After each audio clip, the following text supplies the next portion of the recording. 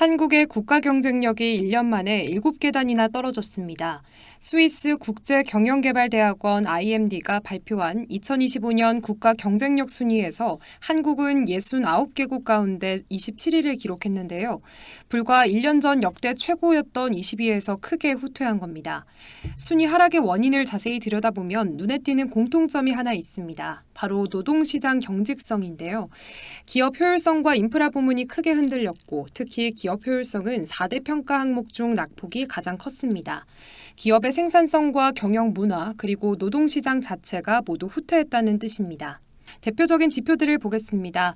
대기업 경쟁력은 41위에서 57위로, 디지털 기술 활용도는 11위에서 26위로 떨어졌습니다.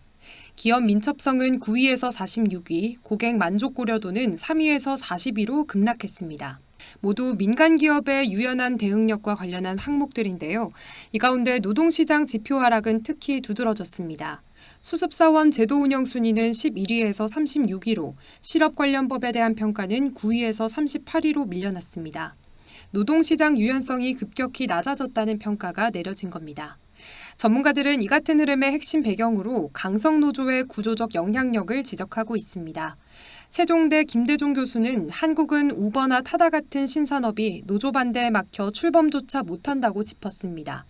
법인세 역시 높고 노조의 조직력은 강하며 기업이 자율적으로 인력을 조정하거나 사업을 확장하기 어려운 구조라는 겁니다. 결국 한국은 기업이 일하기 힘든 나라가 되고 있다는 건데요. 이는 국가 경쟁력 전반을 갉아먹고 인재 유출과 투자 이탈로 이어질 수 있는 심각한 경고 신호입니다.